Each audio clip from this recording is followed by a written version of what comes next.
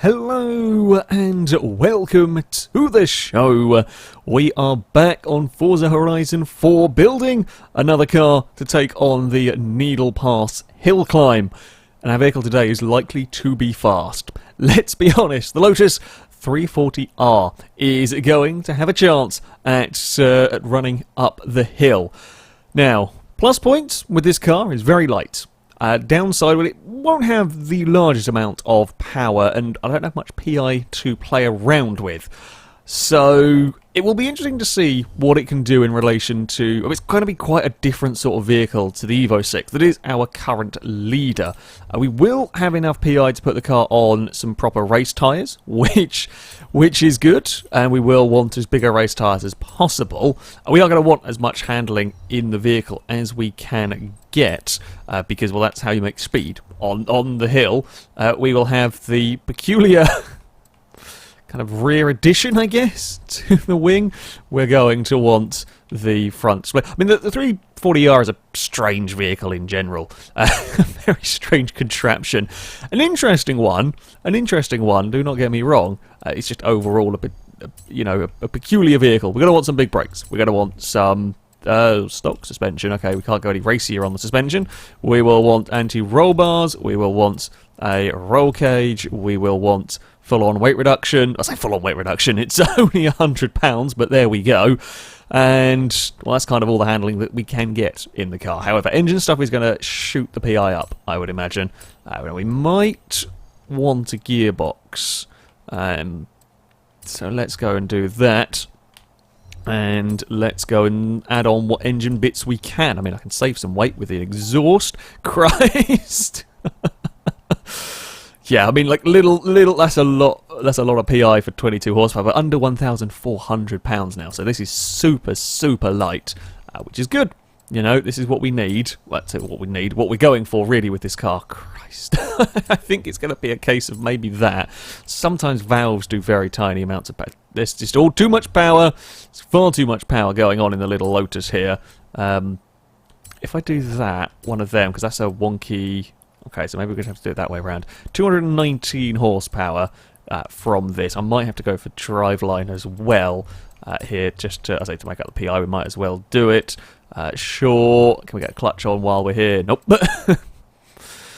Right, this will be an interesting one.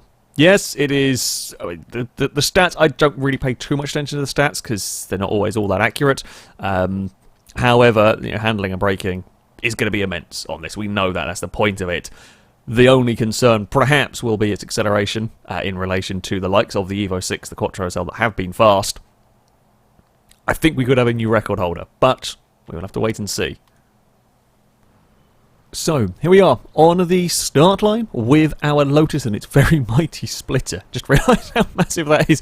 We're going to have 3 runs up this course to try and go as quickly as possible. The time to beat, a 124.9 set by the Evo 6. It's, I think, going to be pretty doable for this car. However, well... sometimes the Superlights are not the most comfortable to drive. They can at times be a little bit on the twitchy side. I don't think that's going to be the case with 340R. Haven't really spent all that much time driving this car before, so I don't really know much about it. I mean, there is a lot of grip through these corners, as you would expect. A little bit of oversteer, perhaps, from the car. Oh, in fact, I'm going to turn in way too much there. Right, I could leave it a lot later. Is probably going to be more grip in this than I'm used to be perfectly honest with you. We are flat, well, we're kind of flat through there. It's actually quite similar in terms of exit speed to what we saw from the Evo, from the Quattro, and so on. That was not quite. It's been a little bit of a scruffy run, this. Not going to lie, it's been a little bit of a scruffy run. It's going to be flat out here without any question whatsoever. Now, we've got to be aware this is a nasty tightening corner. Maybe even be a little later on the brakes. Like, don't put a wheel on the dirt. Particularly clever. Yeah, it's been scruffy in places. I mean, it's a great car, as you would expect here. Around the first of our final pair of hairpins. One more corner to go. I mean, run time is looking pretty bloody fast for what is a scruffy scruffy run, trying to carry too much speed through that one there as well. Yeah, it's quick. It's not an insta-win. It's not an insta-win and an insta-beat on the Evo 6. I was scruffy in a number of places there. We are a second away from that Evo. It's very, very comfortably in third, well ahead of the Focus RS. A better run. It's gonna be close. Well, after a little bit of an iffy first run, we are back to try and go a little bit faster. I thought I didn't actually pay too much attention to the tyres, I just sort of stuck them on the car. With this having the kind of fenders, it is a little restrictive on tyre size, while of course it is very small and very grippy. Actual tyre width is not amazing on this one, which is, I say, a little bit of a downside. I mean, there's more than enough grip in the car to be getting on with, but this thing with absolutely horrendous tyres would be sickeningly fast on Forza. Here we go.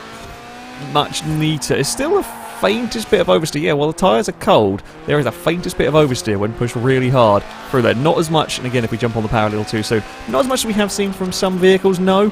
However, it's just something to be aware of. Oh, I had to...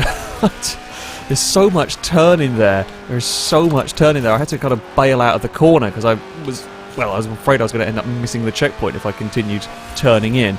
I'll eventually get that section right. We've got to be quite early on the brakes here, which kind of... I'd say maybe it's just because the speed we're carrying up at that point is something unusual with the car. Because, yeah, I'm kind of braking... I was expecting to be braking later, basically.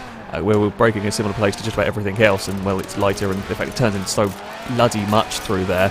Oh, that's a missed checkpoint, I would imagine. No, the game actually... the game was very lenient there. The game was very, very lenient on that one. I was a little too aggressive with the throttle. I think this is going to be an absolute monster of a time, and even this run here has not been immensely... well, it hasn't been perfect. It's it's a quick time.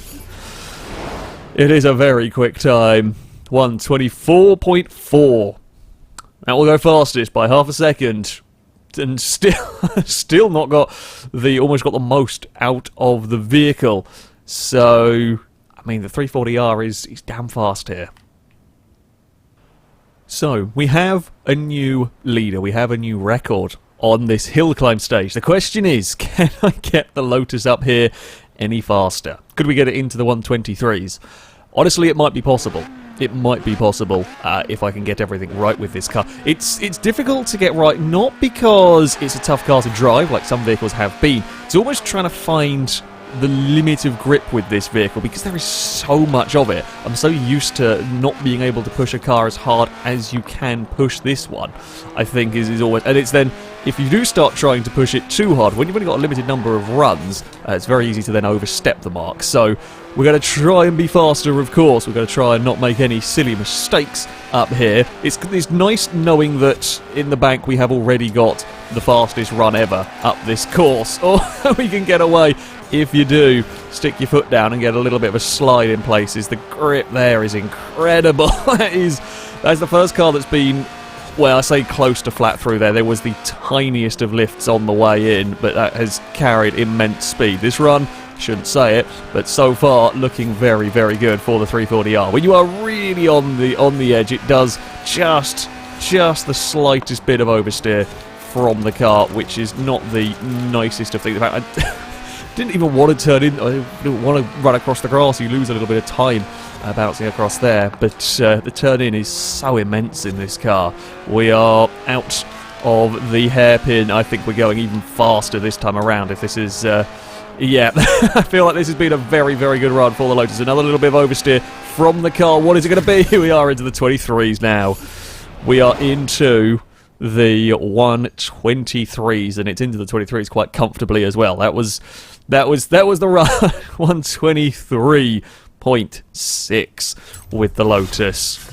That's a monstrous time. I mean, it's not actually quite pushed the benchmark as far forward as the Evo 6 did when that ran up the course. And as I said, it's kind of almost weird getting used to. So it's a little bit strange getting used to driving that car, because the grip is incredible. His relative lack of power. I mean, acceleration is all well and good. 0-60 time on this car is immense because it is so light. But his relative lack of power for perhaps some of the steeper hills is not going to hinder it enough. Not on there. Yeah, the Evo 6 will probably be faster in a couple of places. However, this through the corners, it is just sublime. It is absolutely sublime. So there we have it, some celebratory donuts for the Lotus, and we have a new leader.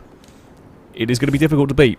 It is going to be difficult to beat. It's over a second, faster than the Evo 6. We are well clear of the Quattro, the Focus, the Honda S2000, and so on. There might be something out there that can beat this car. I'm not quite sure what it is going to be, but there might be something that can beat the 340R. However, that is one hell of a benchmark.